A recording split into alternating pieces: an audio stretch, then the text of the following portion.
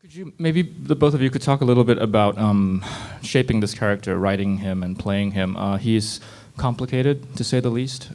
He's very, some of the things he does are pretty reprehensible, but he's also, in moments, likable, sympathetic, in other moments, not so much. The film also shifts perspectives, its distance, its position towards Phillips is constantly changing, and as is the viewers. Could you maybe both talk a bit about that?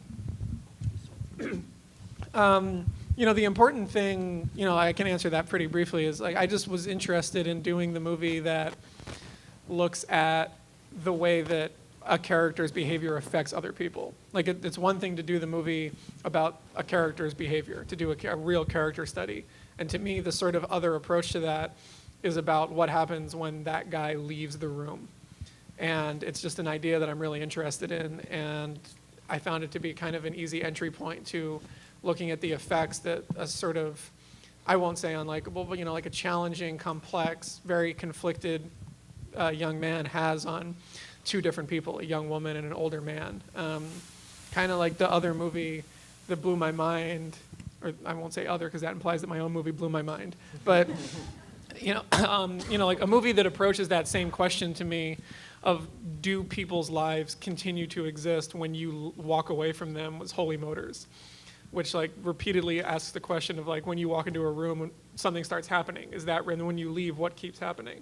And Philip's a guy who when he leaves the room, he doesn't think that like Ashley's life continues. So I wanted the movie to sort of combat what he thinks and be like, no, like the girlfriend you leave behind has an entire horrible couple of months ahead of her, and yeah, it's nice to meet your heroes, but what happens to them when you go on to all the things that they inspired in you? Yes. We really did all the character work together. Alex and I came to New York a month. Sorry. That was my fault. Came to New York a month before we started shooting, and Alex was so generous with his time. He worked with me every day, and we watched movies, and specifically We Won't Grow Old Together, which I think was a big influence on the movie, but especially on just certain philosophies about having a movie centered around people that were not treating each other well and were mishandling situations.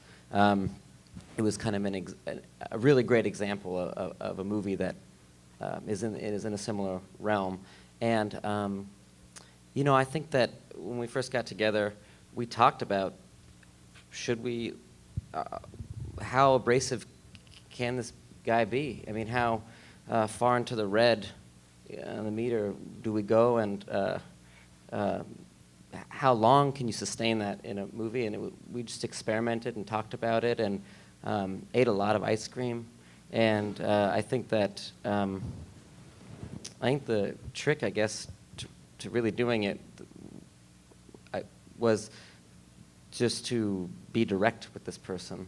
That's something that's nice about him, is that he's very direct, that you know at all times where you stand with him. I think a sub-level of this type of behavior is passive aggression.